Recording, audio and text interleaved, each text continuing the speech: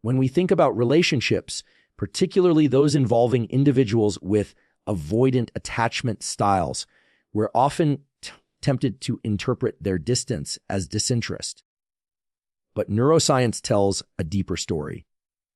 Avoidants aren't lacking emotional depth.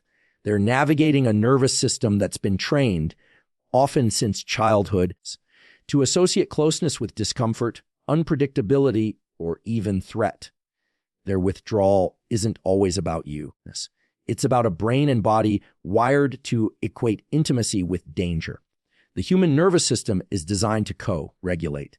This means that whether we realize it or not, our emotional states influence the people around us just as theirs influence us. When it comes to individuals with avoidant attachment patterns, this principle becomes incredibly important. Avoidants tend to be hyper-sensitive to emotional intensity, not because they are cold or uncaring, but because their early environment likely taught them that closeness equates to chaos, pressure, or engulfment. So when they sense emotional neediness, volatility, or urgency, their nervous system interprets it as a threat, even if it's not consciously understood that way. That's why the first and most powerful habit you can develop when trying to create emotional safety with an avoidant is mastering your own regulations. When you stay grounded, composed, and emotionally present, their system starts to recalibrate. It picks up on your signals and begins to experience connection without fear. The science here is clear. The vagus nerve, which plays a key role in our parasympathetic nervous system, helps regulate our heartbeat, breath, and emotional state. When you're calm and regulated, your voice tone lowers, your body movements slow, your breath deepens, and your facial expression softens. These nonverbal cues send messages to others that they are safe. Avoidants, even more than securely attached people, are deeply attuned to these subtle signals. They're always scanning for any sign that emotional closeness might come with demands, drama, or volatility. If you're calm, truly calm, not just performing calm, they sense it, not through logic, but through nervous system resonance. They begin to let down their guard, not because they decided to, but because their body tells them it's okay. This means that every time you feel triggered by their distancing behavior, every time you want to confront, explain, or correct them emotionally, the most productive move is not to speak, but to ground yourself first. Your body must model the safety you want them to experience. When you take ownership of your state, you're not just helping yourself, you're creating a neurobiological space where the avoidant can begin to tolerate closeness. This space doesn't push, doesn't chase, and doesn't collapse. It holds. And in that holding, the avoidant begins to relax, then return, and eventually invest. There's also an important piece here about non-reactivity. When you respond to an avoidance withdrawal with anxiety, panic, or protest, their system reads that as confirmation of their core fear, that intimacy equals emotional overwhelm.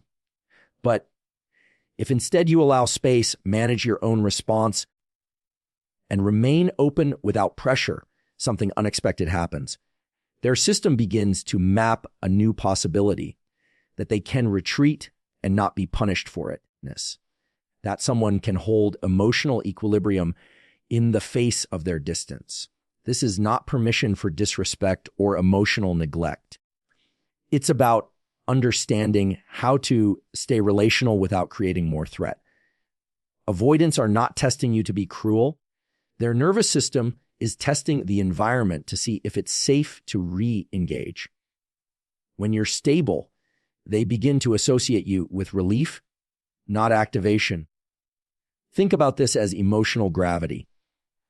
When your nervous system is settled and grounded, you create an energetic pull that makes it easier for the avoidant to orbit closer. They may still resist or retreat from time to time, That's part of the rewiring process.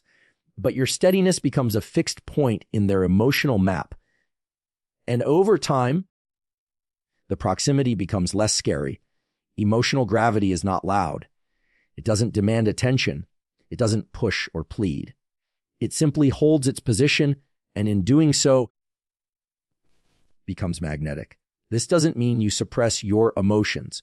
It means you process them before projecting them. You learn to sit with discomfort without needing to discharge it onto the relationship. You become aware of your triggers and manage them with tools like breath work, cold exposure, mindfulness, or somatic grounding. You give yourself what you need so that you don't turn the avoidant into a regulator for your pain. That's how you keep the space clean for connection to grow. Remember this. The avoidant's need for space is not a rejection of you. It's a reflexive attempt to preserve autonomy and emotional stability. If you chase them in those moments, their system will retreat further. But if you maintain presence without pursuit, their system learns a new rule that connection doesn't equal loss of self, that it's possible to be close to someone and still feel free. And when their nervous system learns that emotional investment becomes not just possible, it becomes desirable. This practice of nervous system regulation isn't a one-time fix. It's a habit. You need to train your physiology the way you'd train a muscle, through repetition, through challenge, through consistency. Your breath becomes a tool. Your tone of voice becomes a tool. Your posture, your eye contact, your silence, all of it communicates safety or threat. And the more you learn to stay regulated, especially when it's hard, the more your presence becomes healing instead of pressuring. In practical terms, this means when the avoidant takes a step back, you don't flood them with texts. You don't launch into emotional explanations. You stay grounded, continue living your life, and remain open to reconnection when they're ready. You don't weaponize your calm to manipulate. You simply make it your baseline. And when they sense that the connection with you doesn't feel like drowning, they start to swim toward you on their own. This is the long game. It requires maturity, patience, and self-awareness. But it's also incredibly effective because at the core, every human being, even the avoidant, wants to feel safe with someone. And when you model that safety, not just with your words, but with your nervous system, you begin to rewrite their internal script. They stop associating closeness with danger and start associating it with peace. That's the moment emotional investment begins. Not because you demanded it, but because their body decided it was safe enough to try. Consistency without pressure rewires their brain to associate closeness with calm, not chaos. That concept, while simple, speaks directly to the way avoidantly attached individuals form their internal sense of safety. For people with an avoidant attachment pattern, inconsistency feels threatening and pressure feels suffocating. Their nervous system, wired from early experiences that likely involved emotional unavailability or unpredictable caregiving, has learned that closeness equals danger, whether that danger is emotional intensity, expectation, or dependency. So, when someone approaches them with neediness or inconsistency, hot one moment, cold the next, their defenses activate and they retreat, not out of malice or manipulation, but out of a deeply conditioned reflex designed to protect their autonomy.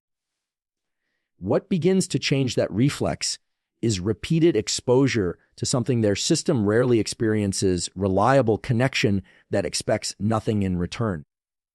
Consistency is a kind of emotional rhythm.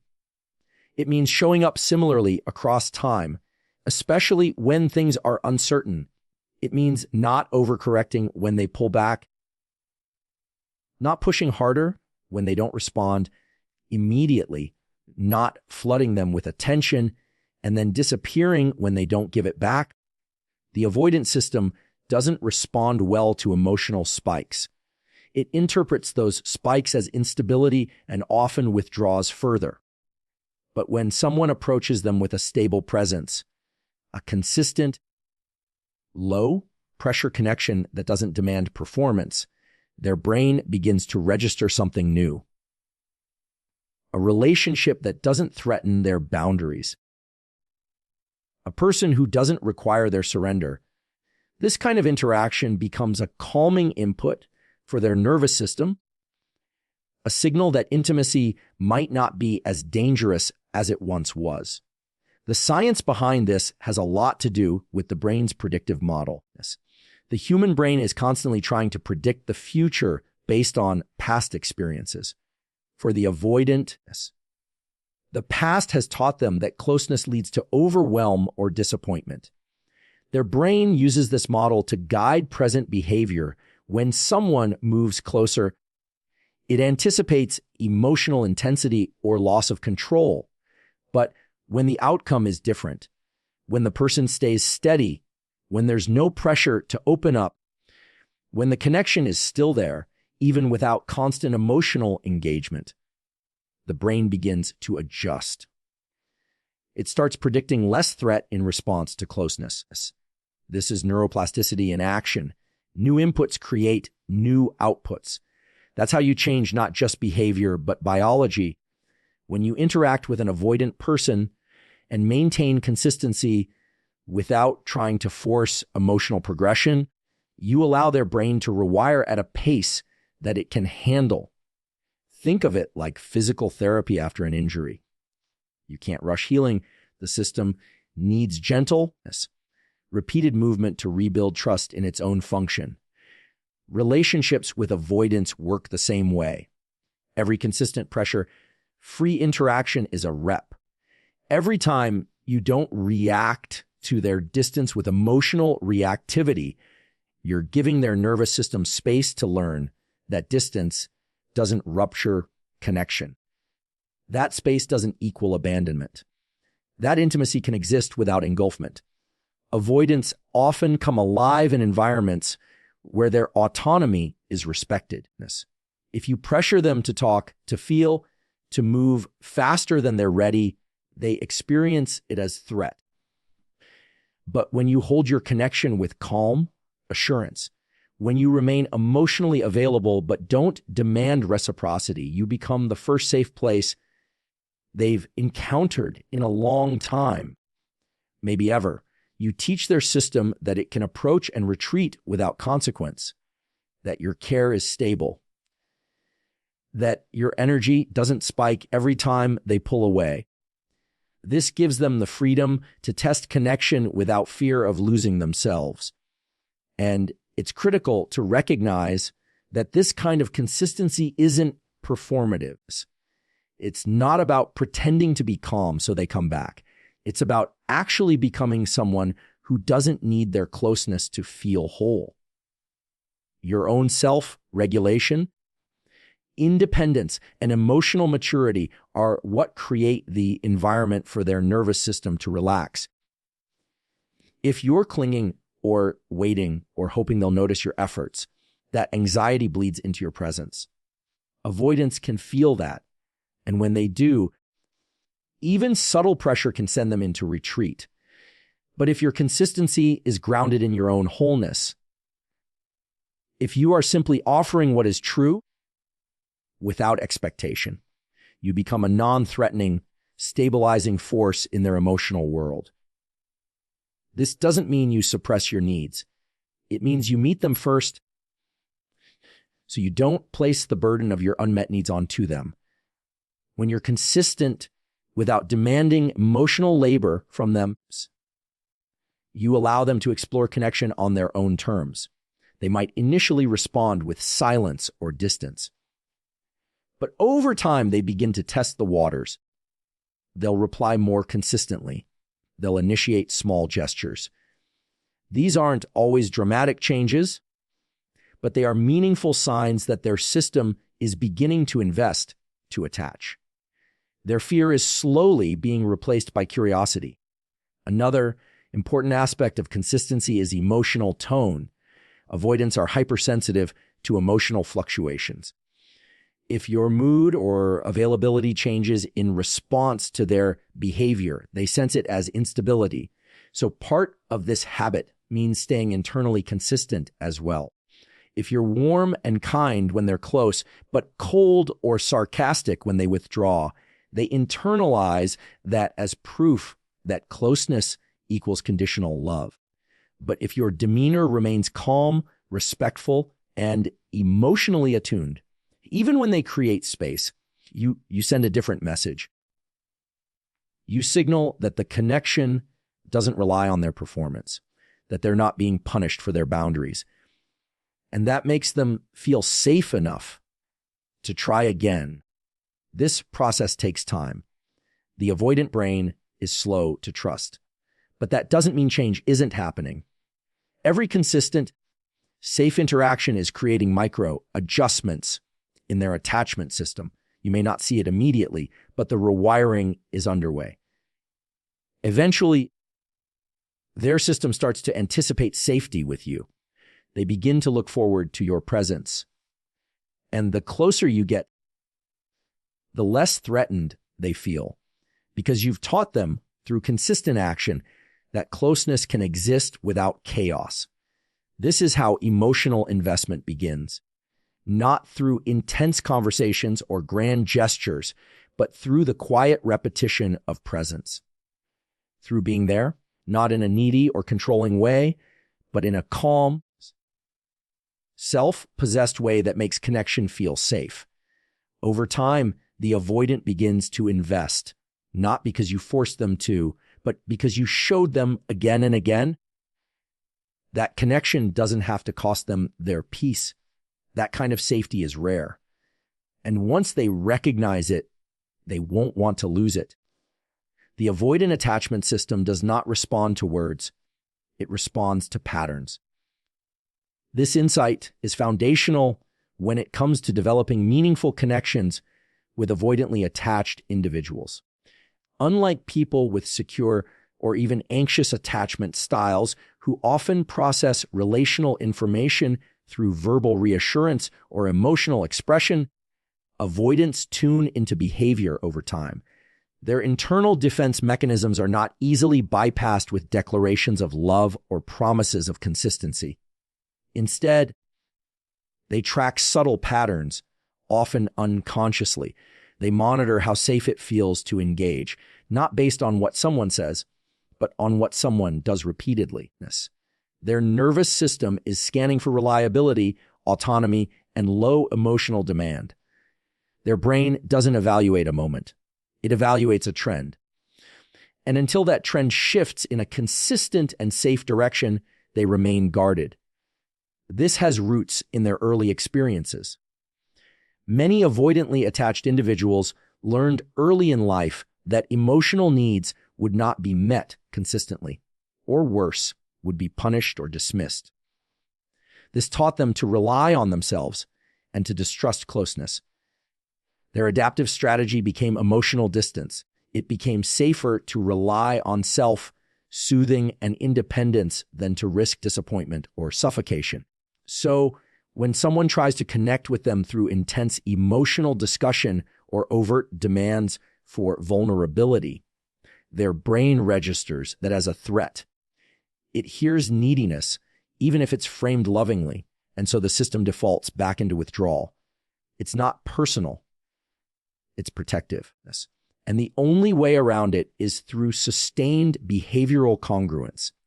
Behavioral congruence means your actions match your words over time, especially in moments of emotional stress. It's easy to be calm, kind, and consistent when everything is going well, but avoidants are watching how you behave when they're pulling back. They notice whether you react with panic, anger, or passive aggression. They also notice whether you maintain emotional self-control, respect their boundaries, and continue engaging with the same energy when they return. They're not evaluating you on the surface. They're evaluating you on durability. Can you remain steady when they're not giving you what you want? Can you continue showing care without demanding it in return? These questions aren't answered by what you say in one conversation. They're answered through the patterns you embody across weeks and months. Patterns. In this context, act as evidence. The avoidant brain is constantly looking for signals to confirm or deny its long-held belief that closeness equals loss of control. If your pattern communicates safety, autonomy, and low emotional pressure, their defenses begin to relax. If your pattern communicates volatility, unpredictability, or neediness, their defenses strengthen. Again, this is not a conscious decision. It's a nervous system response shaped by years of conditioning. So trying to verbally convince them that you're different or that you're trustworthy usually falls flat. It's not that they don't want to believe you. It's that their brain doesn't yet have the data to support that belief. This is why consistency becomes so powerful. When you are predictable in your reactions, steady in your emotional tone, and non-reactive to their distancing behaviors, you create a pattern their brain can begin to trust. Over time, they learn that your presence does not threaten their autonomy, that you won't collapse emotionally when they set a boundary, that you can tolerate space without needing to control or chase. This rewires the pattern in their brain. They begin to interpret connection as a source of peace rather than pressure. And that's when emotional investment becomes possible. Importantly, this doesn't mean suppressing your own needs or becoming passive. It means learning to express your needs through action and timing rather than intensity and demand. For example, rather than confronting them during a moment of emotional withdrawal, you wait until their nervous system is more regulated. Then calmly share your perspective. You show them that your emotional expression is not a threat, but an invitation, that you won't use emotion to manipulate or overwhelm. The avoidant system learns through repeated exposures to safe, non-threatening behavior. That means you have to embody that safety even when it's inconvenient. And one of the most effective ways to communicate safety through patterns is through emotional neutrality. This doesn't mean being cold or indifferent. It means remaining emotionally steady regardless of their engagement level. If they reach out, you respond with warmth, but not excess. If they retreat, you stay grounded rather than reactive. This neutrality teaches their system that their behavior doesn't dictate your emotional state. That's incredibly powerful for someone who fears being responsible for others' feelings. When they see that you can manage your own emotions, it signals to them that they are not being trapped in emotional codependence, that you can hold space for the connection without clinging to it. Over time, these patterns build a sense of earned security. The avoidant begins to feel that they can show up imperfectly and still be met with calm presence. They start testing the connection more. Maybe they open up a bit. Maybe they initiate contact. Maybe they begin to make small gestures of emotional risk. These shifts are not always dramatic, but they are signs that the pattern you've shown them is working. And this is when it becomes most important not to shift your pattern in response. If you start increasing emotional intensity when they move closer, their system might again read that as a threat. But if you stay at the same rhythm, steady, consistent, respectful of space, they begin to associate you with calm, not chaos. Eventually, this builds a kind of emotional fluency. You begin to understand their language, not of words, but of behavior. And they begin to trust yours. You're no longer trying to convince them to care. You're not hoping they'll one day see your worth. Instead, your pattern has already communicated that.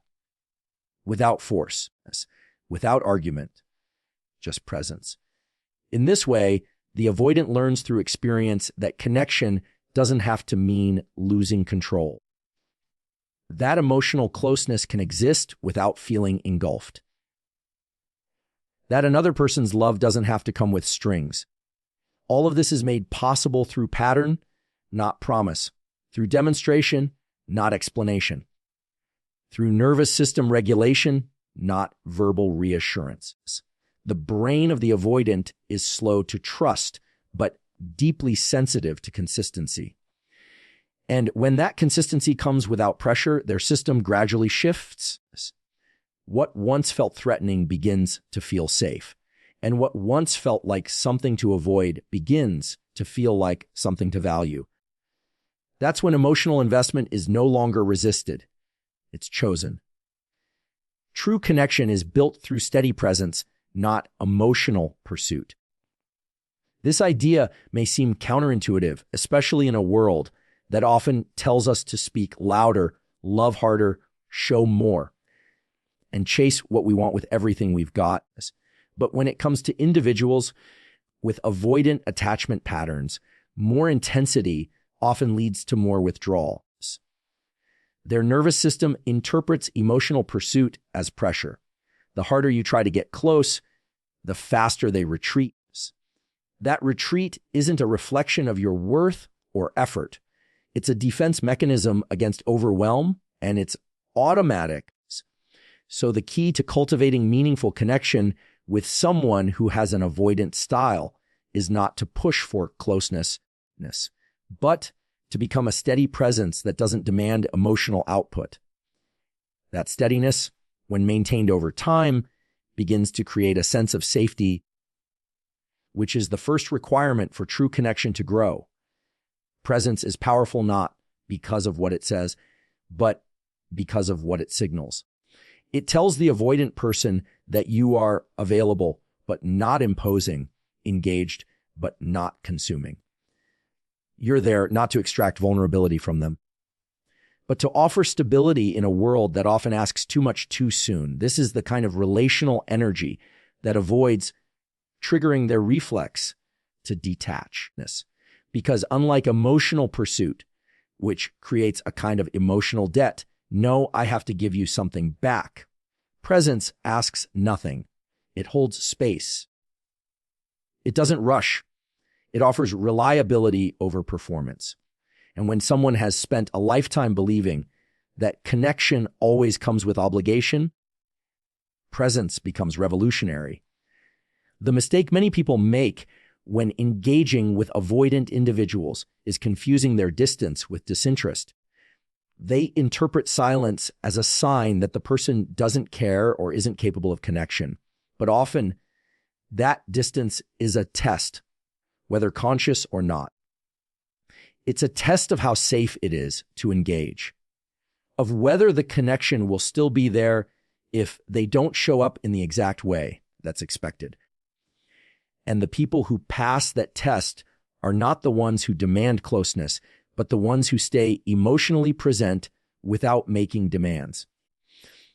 These people don't flood the avoidant with requests for validation or emotional expression. Instead, they quietly communicate through consistent action that the relationship isn't going to collapse just because one person pulls away. That there's enough emotional scaffolding in place to support distance without dissolving the connection entirely. Avoidant individuals need space to feel safe, but space alone doesn't make connection possible. Space combined with secure presence does. That means you don't disappear just because they withdraw, and you don't intensify your efforts to win them over when they seem cold. You simply remain grounded. You continue to treat them with warmth and respect. Even when they are not mirroring that energy, you respond when they reach out, but you don't chase when they pull back. That response pattern creates emotional predictability, which is one of the most regulating forces for the nervous system. Predictability allows the brain to relax its hypervigilance. It sends the message that you are not reactive and therefore not dangerous. that you can handle their boundaries, and even more importantly, that you can handle your own emotions without them needing to fix or carry them. One of the reasons this works is because avoidant people are often extremely sensitive to emotional energy. They may seem detached, but they're paying very close attention, especially to emotional fluctuations. If your energy spikes when they pull away, if you get angry, anxious, passive-aggressive, they read that as instability. Even if they don't express it, they notice. And what they notice, their brain uses as evidence that closeness equals chaos. But if your energy remains neutral and grounded, even during periods of disconnection, they experience that as a new kind of input, one that doesn't threaten their sense of independence.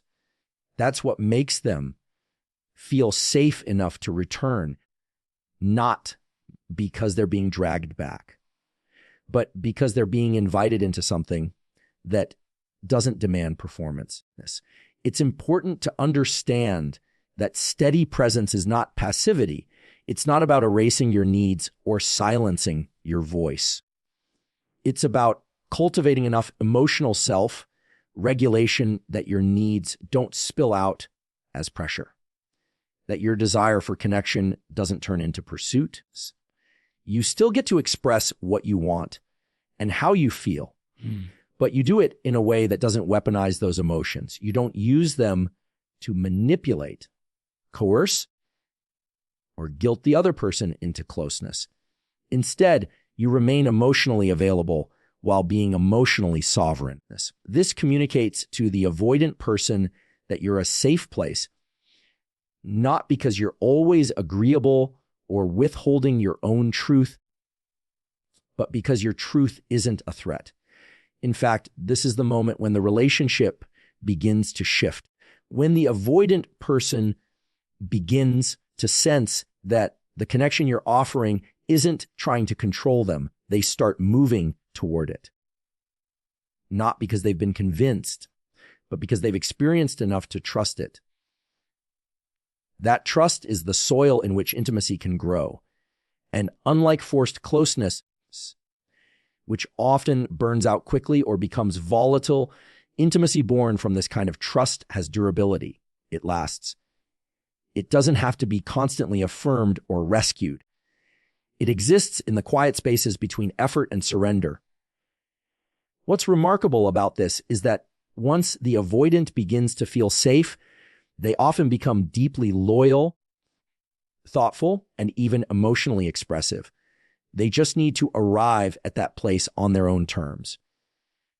And the only way they do that is through repetition.